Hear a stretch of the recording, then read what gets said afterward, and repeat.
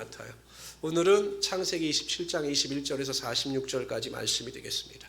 구약 성경 38페이지를 찾아주시기 바랍니다. 찾으면서 잘 들으시길 바랍니다. 지난 시간의 이야기입니다. 이삭은 에서에게 사냥하여 요리하여 나에게 음식을 가지고 오면 내가 너를 축복할 것이다 라고 이야기를 합니다.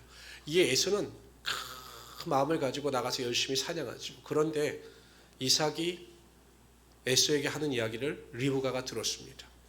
리브가는 그 이야기를 듣고 이건 하나님께서 계획하신 일에 어긋난다라고 생각하여 자신의 남편을 속이기로 결심합니다. 그래서 이삭의 외모도 바꾸고 또 여러 가지 음식을 만들어서 이삭 앞에 야곱이 나가게 합니다. 근데 이삭이 생각하기엔 좀 이상했죠. 그러나 어떻게 네가 이렇게 빨리 사냥을 해서 음식을 만들어 왔느냐라고 이야기할 때 또 야곱이 천연덕스럽게 거짓말을 안 합니다. 하나님께서 순조히 만나게 하셔서 제가 이렇게 요리를 쉽게 만들어 왔습니다라고 이야기를 합니다. 결국 모든 것이 잘못된 방향으로 나가고 있는 거죠. 그러나 이 잘못된 방향과 행위 속에서도 하나님은 하나님께서 하실 일을 이루어 가심을 우리는 보고 있는 것입니다. 오늘 본문에 보면 그의 잘못된 행위와 모습 속에서 하나님은 하나님의 뜻을 온전히 이루고 가고 계심을 우리는 볼 수가 있는 것입니다. 우리 21절부터 29절까지 우리 한 절씩 교독합니다. 제가 21절 읽겠습니다. 이삭이 야곱에게 이르되 내 아들아 가까이 오라. 네가 과연 내 아들 에서인지 아닌지를 내가 너를 만져보려 하노라. 야곱이 그 아버지 이삭에 가까이 가니 이삭이 만지며 이르되 음성은 야곱의 음성이나 손은 에서의 손이로다 하며, 아무리 해도 이삭도 의심이 가는 겁니다. 이 목소리 분명히 야곱인데 만져보면 이게 에서고 이제 헷갈리는 거죠. 그의 손이 형 에서의 손과 같이 털이 있으므로 분별하지 못하고 축복하였더라. 이삭이 이르되 내가 참 내 아들 에서냐? 그가 대답하되 그러하니이다. 또 거짓말을 합니다. 이삭이 이르되 내게로 가져오라. 내 아들이 사냥한 고기를 먹고 내 마음껏 내게 축복하리라. 야곱이 그에게로 가져가매 그가 먹고 또 포도주를 가져가매 그가 마시고, 그의 아버지 이삭이 그에게 이르되 내 아들아 가까이 와서 내게 입맞추라.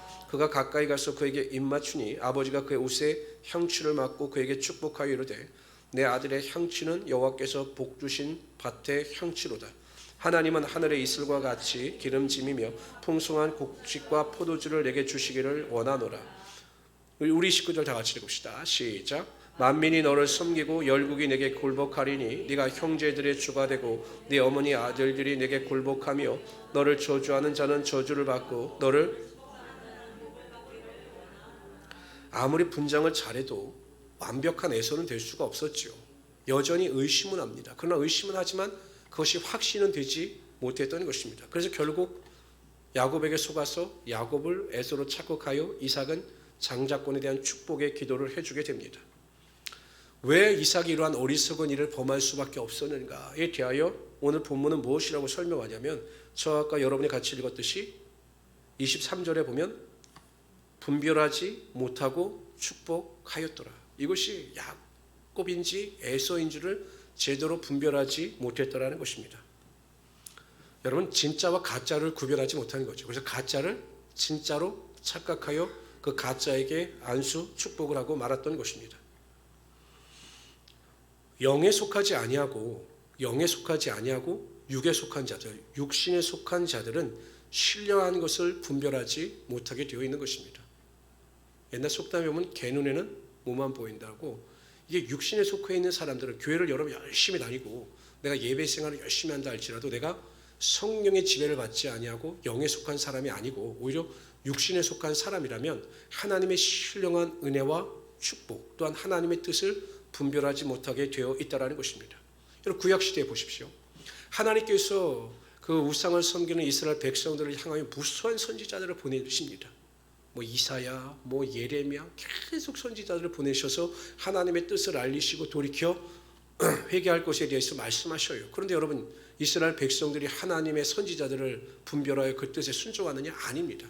철저히 그 말에 불순종합니다. 믿지 않습니다. 이게 하나님의 말씀이다, 하나님의 가르침이다 깨닫지 못합니다. 예레미야 선지자 같은 경우는 어떻습니까? 오히려 거짓 선지자들의 말을 듣고 예레미야 선지자는 구덩이에 떨어뜨리기도 하고 감옥에 갇히게 하는 그러한 수모를 당하게 만듭니다. 왜 그럴까? 그들은 육에 속한 자였기 때문에, 영에 속한 자가 아니라 육에 속한 자였기 때문에 그들이 분별하지 못하고 본인들은 하나님을 잘 믿는다라고 했지만 엉뚱한 길을 걸어가고 말았던 것입니다. 여러분, 이 시대도 마찬가지입니다. 여러분, 요즘처럼 정보가 그냥 홍수같이 밀려오는 시대는 정말로 없습니다. 여러분, 목회자들도 잘 분별해야 합니다. 목사라고 다 목사가 아닌 거예요. 정말 잘 분별해야 합니다. 제가 어떠한 교회나 어떠한 목사님들을 비판하기 위해서 드리는 말씀이 아니라 우리 성도님들에게 좀 확실한 길을 제시해 드리기 위해서 제가 말씀을 드리는 건데, 저는 목회자의 양심으로서 이해가 되지 않는 성도들의 행위를 참으로 많이 볼 때가 있습니다. 여러분 보십시오. 예수를 잘 믿고 말씀 은혜롭게 전한다라고 하던 목사님이 자살을 했어요. 목회자가 우울증이 와서 자살을 했습니다. 이해가 되십니까? 이해가 안 되잖아요. 자살은 죄다. 분명히 그렇게 가르쳤는데 목사님이 우울증이 오셔서 자살을 했습니다. 그런데 사람들은 그 목사님의 말씀이 너무 은혜로웠기 때문에 우리는 그 목사님을 잊지 못한다라고 하여 과거에 그 목사님이 설교했던 비디오 테이프 녹화 방송을 틀어놓고 지금도 예배를 드리고 있어요. 이해가 되십니까? 근데 그분들은 잘 믿고 있다라고 생각을 합니다. 또 생각해 보십시오. 목사님이 나이가 드셔서 설교를 직접 하시는 게 아니라 설교를 다 녹화를 합니다. 하루 동안. 하루에 그냥 모든 설교를 다 녹화합니다. 그리고 예배 때마다 성도들 집에서 나오지 말고, 금요기도에도 나오지 말고, 월요기도에 기도에 나오지 말고 그 비디오를 틀어놓고 비디오를 시청하라. 이해가 되십니까? 그럼 못하러 여러분 TV로 예배를 드리지 굳이 교회를 만들고 할 필요가 뭐가 있습니까? 근데 성도들은 내가 믿고 싶은 대로, 내가 알고 싶은 대로, 내 귀에 들리는 대로 그게 좋으니까 그것이 마치 진리인 것처럼 쫓아나갑니다. 나중에 여러분 혹 우리의 영혼이 잘못된 길을 선택하여 잘못된 길로 들어갔다가 구원의 길을 잃지 못하고 패망의 길을 걸어갈 수 있다는 것을 분명히 깨달아야 한다는 것입니다. 그것을 깨닫게 하시는 분이 누구시냐? 진리의 성령이 우리 안에 거하실 때 하나님께서 그 길을 보여주시고 그 길을 걸어갈 수 있게 하시며 그 길이 고난의 길이든 십자가의 길이든 좁은 길이든 감사하며 걸어갈 수 있게 하여 주신다는 것입니다. 그러니까 우리 모든 성도님들은 항상 기도하세요. 하나님, 항상 분별의 영, 성령의 능력을 저에게 부어주셔서 분별할 수 있도록 도와주시고, 또 내가 그 길을 걸어가는 것에 대하여 진리의 길이라면 아무리 고난의 길이라 할지라도 기뻐하고 감사하며 걸어갈 수 있는 우리 성도들이 되게, 내 자신이 되게 하여 주시옵소서라고 기도하심으로 바른 길을 걸어갈 수 있는 우리 성도들이 되시기를 주님의 이름으로 축원합니다. 그러나 궁극적으로 여러분, 이삭이 착각하여 분별하지 못하여 야곱을 안수하고 장자권에 대한 기도를 한 것은 그 배후에 하나님께서 계신 것입니다. 하나님께서 처음부터 그렇게 하시기로 작정하셨죠. 큰 자가 작은 자를 섬길 것이다. 하나님께서 그렇게 작정하신 것입니다. 이삭은 하나님의 뜻을 알았습니다. 분명히 알았을 겁니다. 왜냐하면 아내가 말했는데 모르겠습니까? 큰 자가 작은 자를 섬길 것이다. 하나님의 뜻을 알면서도 이삭은 육에 속한 자였기 때문에 자신의 소욕대로 한 겁니다. 자신이 좋은 대로 한 겁니다. 왠지 에서가 더 마음에 들어요. 장남이고 뭔가 남성적이고 활동적이고 무슨 일을 해도 에서가 더 큰 일을 할 것 같아요. 근데 야곱을 보면 뭔가 좀 부족해 보이는 겁니다. 여성 같고 그냥 엄마 치마폭에 쌓여서 요리하는 거 좋아하고 이러니 이 이삭의 마음에 들지 않았던 거죠. 그래서 자신의 생각대로 자신의 뜻대로 에서에게 축복을 하고 그래서 에서를 높이고자 했지만 하나님의 뜻을 벗어날 수는 없었던 것입니다. 하나님께서 역사하심으로 말미암아 하나님의 뜻을 이루어 가시는 것입니다. 하나님께서 하나님의 상황으로 역전시켜 주신 거죠. 목회를 하다 보면 목사인 저도 하나님의 인도하심을 잘 깨닫지 못할 때가 있습니다. 저는 솔직히 처음에 개척에 대한 사명에 대한 부르심을 받았을 때 세종에다 개척을 하고 싶었습니다. 세종시에다. 전주에 있을 때 처음에 부르심을 받았을 때 세종시에다. 왜냐하면 또 제 후배가 또 교회 개척과 관련된 일을 하고 있는데 세종시에 교회가 났는데 너무 좋다는 거예요. 성도들도 있고 앞으로 세종시가 크게 번영할 테니까 형, 아직은 거기가 완전히 도시가 형성되지 않았지만 앞으로 좋아질 테니까 한번 알아봐. 그래서 거의 제가 마음이 그쪽으로 갔다가 갑자기 하나님께서 이 관양동에 대한 마음을 주신 겁니다. 갑자기 안양시 관양동에 마음을 주신 거예요. 그래서 제가 뒤도 돌아보지 않고 개척을 했습니다. 근데 요즘에 와서 제가 새삼 느끼는 겁니다. 하나님께서 이래서 나에게 안양에다 개척하게 하셨구나. 이래서. 제일 감사한 것이 어쨌든 제 동생 둘을 다 구원시켰습니다. 제가 우리 교회를 개척하고 나서 안양 개척해서 동생들 두 사람을 다 제가 구원시켰습니다. 첫 번째 그게 감사한 거죠. 가족권에 대한 뜻을 이루게 하여 주셨습니다. 그리고 저를 필요로 하는 분들을 정말로 많이 만나게 해주셨습니다. 제가 이 개척을 할 때 하나님께서 저에게 주신 말씀이 그 사무엘상에 대한 말씀이셨습니다. 아둘람굴에 대한 말씀. 다윗이 아둘람굴로 피할 때 병든 자, 저는 자, 상처받은 자들이 그 아둘람굴로 모이더라 라고 하는 말씀을 저에게 주셨어요. 아니 개척하는 사람에게 주시려면 내 터가 넓어질 것이다. 복의 복을 따할 것이다. 물질의 복을 줄 것이다. 염려하지 말라 이런 말씀을 주셔야 하는데 내가 개척할 때 저는 자 말씀을 주시니 왜 주시지 했는데 제가 교회를 개척하고 정말 수많은 상처받은 자들 또 낙심한 자들 우울한 자들을 만나게 하셨고 또 그들을 치유케 하여 주셔서 또 우리 교회 다니다가 회복되어져서 다른 교회로 갈 수 있는 은혜를 저에게 베풀어 주신 것입니다. 뿐만 아니라 그 사도 바울이 이게 제가 제일 감사한 겁니다. 그 마게도냐의 환상을 통해서 마게도냐 사람이 그 들어와 있는 사도 바울에게 환상 가운데 손짓하죠. 이리로 와서 우리를 도우라 라고 이야기합니다. 그 환상을 보고 사도 바울이 빌립보 성에 가서 또 복음을 전가하고 유럽에 가서 복음을 전가하는 하나님의 능력을 나타내 보이죠. 얼마나 좋은 사람을 많이 만났습니까? 자주장사 루디아도 만나고 자신이 사역하는데 수많은 동역자들을 그 환상을 통해 나아갔을 때 만나서 위로를 받고 큰 힘을 얻을 수가 있었던 것입니다. 제가 하나님께 정말로 제일 감사하는 것은 안양에 개척하고 또한 우리 교회가 점점 부흥하면서 정말 감사하는 것은 정말 좋으신 분들을 많이 만났다라는 것입니다. 생각해 보십시오. 우리 권홍배 권사님 같은 경우는 교회 개척한 지 2주 만에 우리 교회 오셨어요. 지금까지 저를 위해서 이렇게 기도해 주시고 교회를 위해서 기도해 주시죠. 우리 성도님들 한 사람 한 사람을 제가 뵐 때마다 만날 때마다 기도할 때마다 정말 하나님께서 부족한 종에게 좋은 사람을 만나게 해주시려고 이 안양으로 인도하여 주셨구나라는 것을 새삼 깨닫고 제가 요즘에 와서 감사하고 하나님께 영광을 돌리고 있습니다. 여러분 보세요. 저는 하나님의 주권과 하나님의 섭리와 하나님의 인도하심에 대해서 한 치 앞도 내다보지 못했습니다. 하나님 말씀에 순종했을 때 왜 그렇게 하셨지? 라고 깨닫지 못했습니다. 근데 10여 년의 시간이 흐르고 보니 하나님께서 하나님의 계획대로 내 인생을 이끄셨고 내 목회를 이끄셨구나 라는 것을 확신하게 되었고 그래서 더욱더 하나님께 감사할 수 있게 되었던 것입니다. 마찬가지입니다. 하나님께서는 저에게 나타나셔서 제 삶을 이끌어 가셨듯이 여러분의 삶에도 함께하여 주셔서 한 사람 한 사람 가운데 하나님의 주권대로 하나님의 뜻대로 여러분의 인생을 이끌어 가심으로 말미암아 하나님의 크신 은혜와 능력이 반드시 나타나게 하여 주시는 것입니다. 그런데 이렇게 하나님께서 하나님의 뜻을 이끌어 가심에 반응하는 사람들의 부류는 두 부류입니다. 첫째는 일찍이 깨닫고 하나님 앞에 완전 엎드려져서 하나님께서 말씀하신 대로 순종하며 나가는 사람들은 그만큼 고생을 덜 합니다.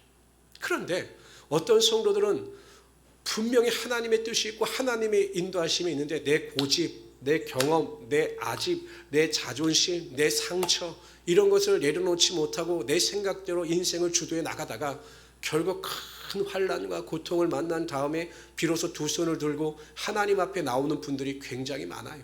성도 여러분, 항상 우리가 하나님 앞에 기도해야 될 것은 이런 겁니다. 하나님, 항상 저를 겸손한 사람으로 세워주시고 무슨 일이든지 하나님의 뜻을 분별할 수 있고 하나님의 뜻에 순종할 수 있고 넘어질 수 있는 자가 되게 하여 주십시오라고 기도하셔서 하나님의 인도하심을 받으며 살아가야 한다는 것입니다.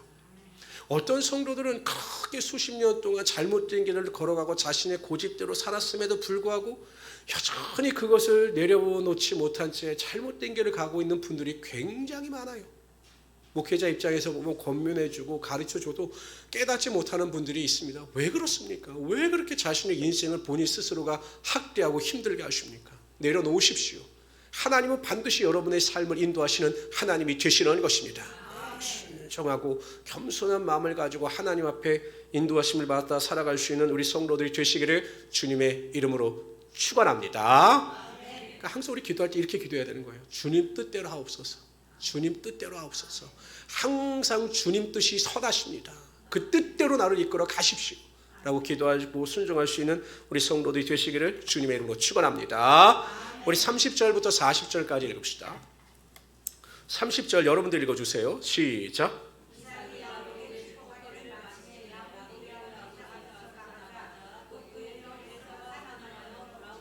이제 에서가 늦게 왔어요.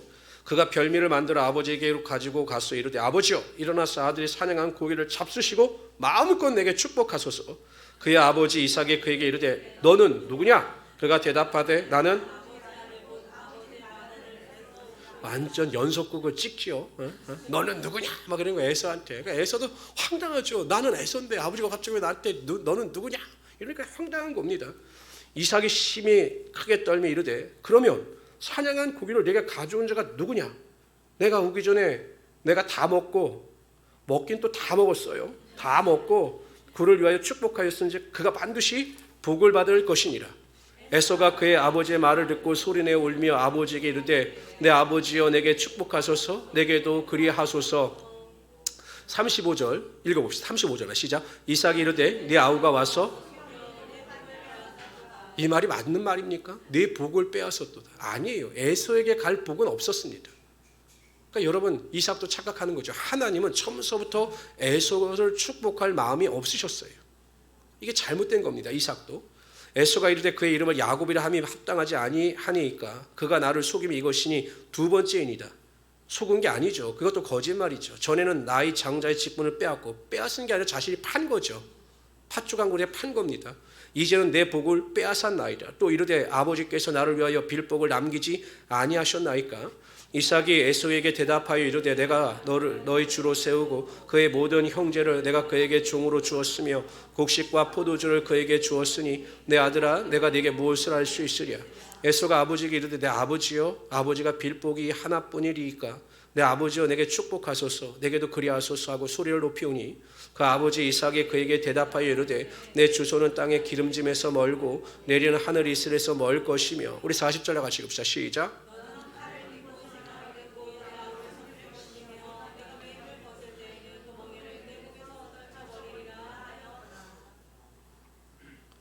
야곱에게 자신 축복권을 빼앗긴 것을 알고 통곡하는 에서의 모습이 나타납니다.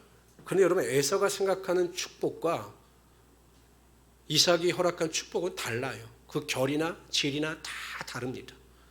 이삭이 야곱에게 축복한 축복은 우리가 그 앞절에 보면 27절부터 29절에 보면 이렇게 나옵니다. 그가 가까이 가서 그에게 입맞추니 아버지가 그의 옷에 향취를 맡고 그에게 축복하여 이르되 내 아들의 향취는 여호와께서 복 주신 밭의 향취로다. 하나님께서 복을 주신다 이렇게 선포합니다. 하나님은 하늘의 이슬과 땅의 기름짐이며 풍성한 곡식과 포도주를 내게 주시기를 원하노라. 만민이 너를 섬기고 열국이 내게 굴복하리니 내가 형제들의 주가 되고 네 아버지의 아들들이 내게 굴복하며 너를 저주하는 자는 저주를 받고 너를 축복하는 자는 복을 받기를 원하노라. 복의 주체가 누구입니까? 하나님이십니다. 그런데 에서는 복의 주체가 하나님이신 것을 깨닫지 못했습니다. 그래서 에서는 하나님 앞에 바로 선 자가 아니라 항상 하나님을 근심하며 하나님의 말씀에 어긋나는 자였습니다. 그래서 이방 여인과 결혼하고 자신의 만족과 쾌락을 쫓아 살았던 자가 에서입니다. 그런데 이제 와서 자신에게 복을 달라고 하는 것입니다. 그는 하나님께로부터 버림받은 것에 대한 괴로움이 아니라 단지 복을 받지 못한 것 때문에 괴로워하는 모습, 어리석은 모습을 보이고 있습니다.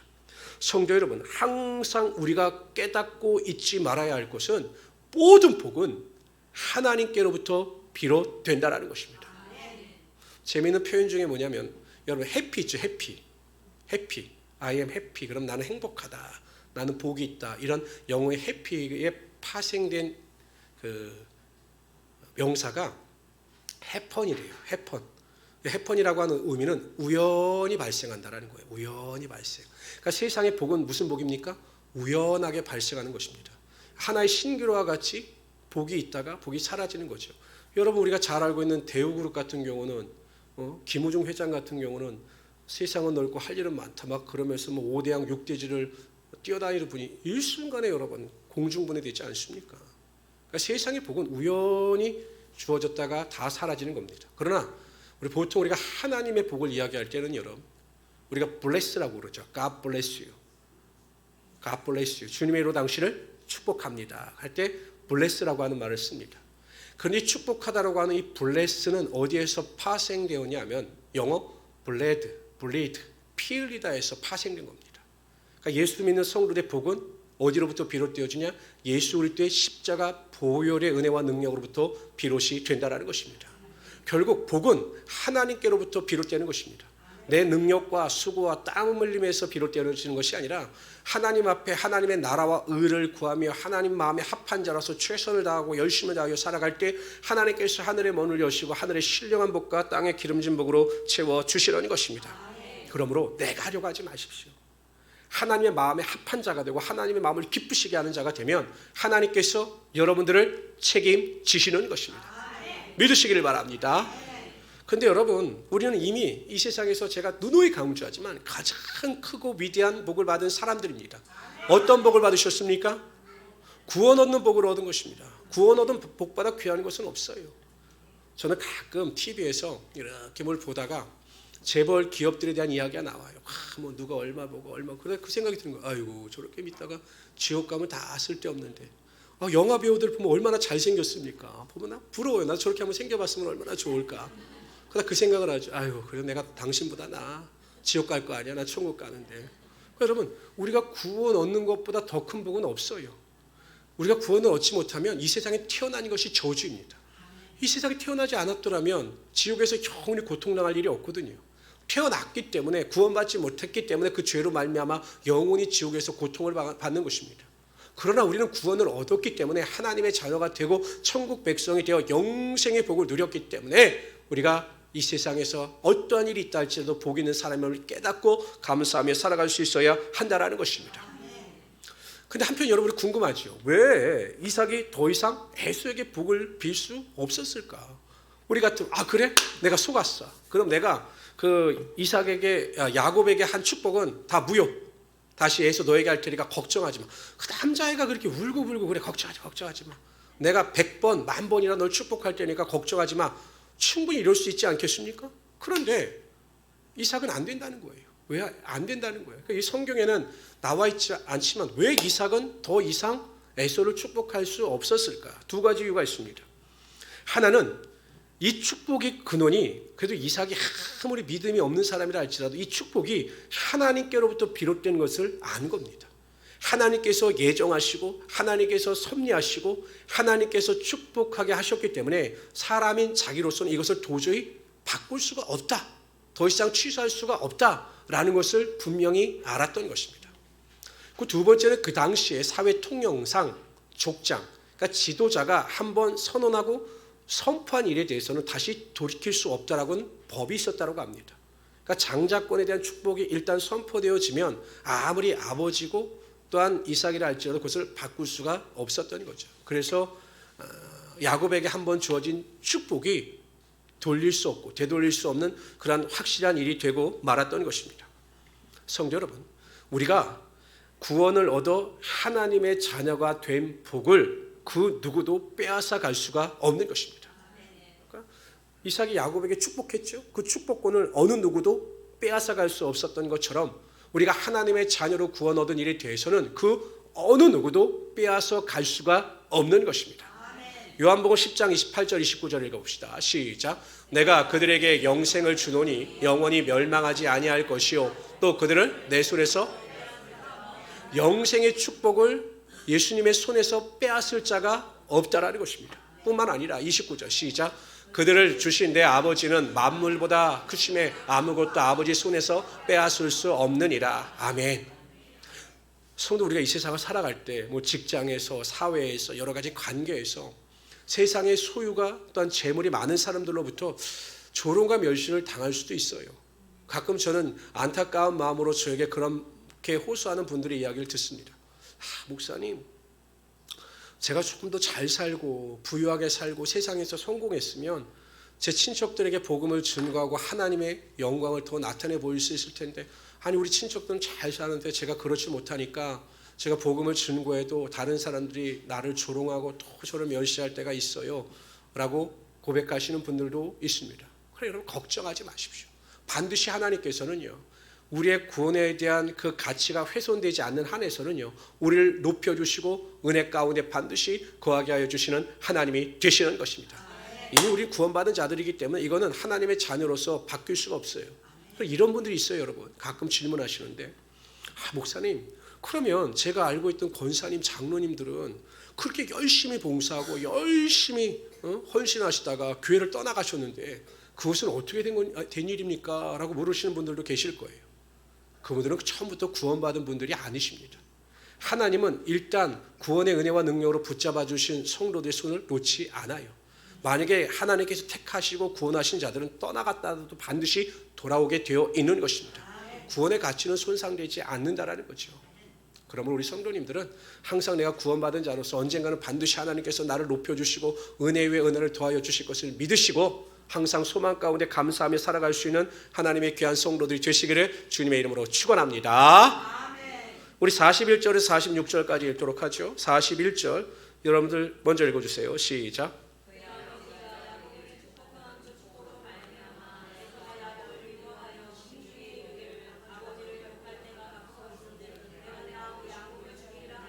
참 에서는 참 악해요. 우리 아버지 곡할 때가 가까웠다. 우리 아버지 돌아가실 때가 됐다. 이렇게 이야기를 합니다. 아니 알아도 그렇게 마음속에 생각하는 것도 하나님께서 아시는 것도 대단하시죠. 맏아들 에서의 이 말이 리브가에게 들림에 이에 사람을 보내어 작은 아들 야곱을 불러 그에게 이르되 내 형 에서가 너를 죽여 그 한을 풀려하니 내 아들아 내 말을 따라 일어나 하란으로 가서 내 오라버니 라반에게로 피신하여 내 형의 노가 풀리기까지 몇 날 동안 그와 함께 거주하라.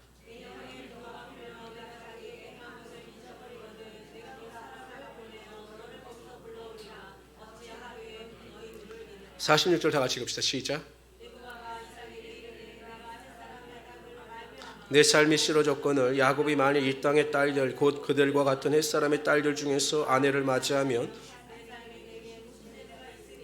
결국 여러분 야곱이 도망갑니다. 리브가도 그렇고 야곱도 그렇고 하나님의 방법이 아니라 자신들의 방법대로 행한 일에 대한 혹독한 대가를 치르고 있습니다. 근데 여러분 보세요. 참 여기가 안타깝죠. 44절에 보세요. 내 형의 노가 풀리기까지 몇 날 동안 그와 함께 거주하라.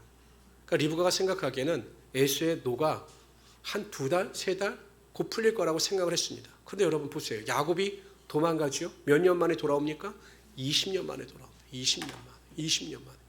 그러니까 결국 인간의 생각대로 방식대로 한 일은 처음에는 그것이 성공하는 것 같으나 그 결과는 혹독하다라는 것입니다. 하나님의 방법, 하나님의 길은 그것이 더디되는 것 같고 이루어지는 것 같지 않지만 반드시 성취되며 결코 흔들리지 아니하는 하나님의 약속의 능력이 된다라는 것입니다. 여러분 절대 사서 고생하지 마십시오. 사서 고생하지 마십시오. 사서 고생하는 인생들 정말 많습니다. 굳이 하지 않아도 될 고생을 내가 앞서감으로 말미암아 하나님의 뜻을 무시함으로 말미암아 고생하면서 신앙생활 하시는 분들이 있어요. 절대 그런 어리석은 삶을 살아가지 말라라는 것입니다. 앞서가지 마십시오. 하나님을 절대 앞서가지 마십시오. 하나님의 뜻이 하나님의 음성이 하나님의 인도하심이 임재할 때까지 하나님의 음성 가운데 귀를 기울이면 하나님께서는 가장 좋은 때를 아시거든요. 가장 좋은 방법을 아시거든요. 그러니까 나에게 가장 적합한 때 가장 좋은 것으로 채워주시는 것입니다. 하나님께서 출애굽한 이스라엘 백성들을 구름 기둥으로 인도하셨습니다. 구름 기둥. 그러니까 성막에 이렇게 구름 기둥이 머물러 있으면 이스라엘 백성들은 움직이지 않았습니다. 그러나 성막 위에 있던 구름이 움직이면 그것을 신호로 알고 그때서 비로소 이스라엘 백성들은 움직이기 시작합니다. 그러니까 이 구름 기둥이 인도함의 기초였습니다. 그런데 여러분 민수기 9장 22절에 보면 저는 이 말씀을 읽다가 와 대단하다라는 생각이 들어요. 보세요. 시작. 이틀이든지 한 달이든지 1년이든지 몇 년이요? 1년. 1년 동안 성막 위에 구름이 머물러 있으면 이스라엘 백성들은 절대 움직이지 않았다라는 것입니다. 하루 이틀도 아니에요. 그 광야에서 여러분 1년 동안 머무르는 겁니다. 야 오늘 구름 떴어? 아니 그대로야. 머무르는 거죠. 오늘은 그러기를 1년 동안 기다린 거예요. 이스라엘 백성들이 지쳐서 야야 그만둬라. 하나님께서도 이제 잊어버리셨나 보다. 그냥 우리가 알아서 가자라고 그들이 성막이나 또한 모든 것을 준비하여 미리 움직였다면 그들은 광야에서 다 멸망당하고 말았을 것입니다. 그러나 1년이든 하나님께서 말씀하실 때까지 그들은 묵묵히 기다렸고 구름이 1년 뒤에 떠올랐을 때 하나님의 인도하심을 쫓아 나감으로 광야 가운데 무사히 모든 일을 이루어 나갈 수가 있었던 것입니다. 여러분 보세요. 기도응답이 1년이 안 된다고 해도 낙심할 필요가 없습니다. 왜요? 하나님은 때가 되면 반드시 인도하여 주시기 때문에, 하나님의 법대로, 하나님의 영광대로, 하나님의 능력대로 채워주시기 때문입니다. 보통 우리가 아이들을 양육할 때 보면 이제 아기였을 땐 너무 모르니까, 여러분 어떻습니까? 아기가 막 울면 엄마들이 배고픈가 보다 하고 우유를 주죠. 그리고 이제 어느 정도 크면 적당히 양도 조절하고 이제 음식을 먹을 때와 먹지 않을 때를 분별하지 않습니까? 뭐 달라고 다 주면 저같이 됩니다. 다 주면 막 이렇게 저같이 됩니다. 그러니까 이렇게 음식도 조절하고 또 애들에게 되고 안 되는 때를 잘 이렇게 분별합니다. 그러니까 하나님도 그러신 것 같아요. 그러니까 초신자 때 막 믿음이 생기기 시작했을 때는 하나님께서 그러한 성도들의 기도는 참 잘 들어주셔요. 기도하면 막 바로바로 응답해 주십니다. 근데 신앙이 성숙되어지고 하나님의 음성, 하나님의 뜻을 분별하며 어느 정도 하나님과 동행하는 신앙을 가진 성도들에게는 하나님께서 진중하게 기다릴 수 있는 인내를 요구하십니다. 우리에게 인내가 필요하면 너희가 하나님의 약속을 행한 후에 그 약속의 성취, 하나님의 복을 받기 위함이다 라고 하는 말씀처럼 인내하는 자에게 더 큰 축복과 은혜와 능력으로 함께하여 주시는 것입니다. 아마 이 자리에도 왜 하나님께서 나에게 아직도 응답하시지 않으시지? 왜 하나님께서 내 환경을 열어주시지 아니하시지? 왜 나는 여전히 어렵지? 왜 나는 여전히 힘들지? 라고 탄식하고 낙심하는 분들도 계실 겁니다. 그래서 여러분 우리가 분명히 믿고 의심하지 말아야 할 것은 하나님은 반드시 여러분의 기도 가운데 응답하여 주십니다. 반드시 응답하여 주시는 거예요. 그러므로 낙심하지 말고 하나님의 때를 기다리시기를 바랍니다. 아이고 이스라엘 백성들도 광야에서 1년도 기다렸는데 나는 집에서 1년 못 기다리겠어. 햇볕도 없고 다 그런데 기다리면 하나님께서 가장 좋은 것을 채워주시고 은혜와 능력으로 함께하여 주시는 것입니다. 제가 이렇게 인생을 보면요, 이렇게 인생을 보면 남성들도 우리 여기 집사님들 안수 집사님들 계시지만 남성들 한 50대부터 오르막에 올라가면 참 좋은 것 같아요. 오르막. 근데 제 동기들도 보고 그러면 특별한 일이 아니면 남성들이 50대 이렇게 내리막길을 가요. 왜냐하면 이제 대기업에서도 퇴출이 되고 이러면서 50대 이렇게 내리막길을 가더라고요. 그래서 남성들은 50대부터 인생이 어려워집니다. 근데 이제 우리 예수 믿고 구원받은 우리 성도들, 우리 집사님들은 이렇게 보면 참 열심히 잘 사셨습니다. 왜 그러지? 내 인생이 왜 그러지? 걱정하지 마십시오. 제가 보기엔 예수 믿는 성도는 이제 50대부터 꽃이 피기 시작할 겁니다. 이렇게 50대부터 꽃이 피기 시작할 거예요. 그때를 기대하시고 소망 가운데 인내하심으로 넉넉히 승리하며 살아갈 수 있는 우리 성도들이 되시기를 주님의 이름으로 축원합니다. 기도합시다. 주시 하나님 정말로 감사합니다. 항상 우리에게 은혜를 주시고 항상 하나님을 바라보며 소망 가운데 살아가게 하심을 정말로 감사합니다. 하나님께서 우리 성도님들을 얼마나 사랑하시는지 우리 성도님들은 잘 아십니다. 하나님께서 이삭이 아니라 야곱을 통해서 역사하시며 이삭의 생각이 아니라 하나님의 주권과 섭리대로 이끌어 가셨던 것처럼 지금도 하나님은 여전히 살아계셔서 우리 성도들과 함께하여 주시고 그들의 인생을 이끌어 가심을 믿습니다. 우리 성도들 한 사람 한 사람이 그것을 바라보게 하여 주시고 기대하게 하여 주시고 믿게 하여 주셔서 바른 길을 걸어갈 수 있도록 도와주시옵소서. 은혜가 되게 하여 주시옵소서. 능력이 되게 하여 주시옵소서. 실망하지 아니하도록 도와주시옵소서. 감사하며 예수님의 이름으로 기도드리옵나이다. 아멘. 우리 찬양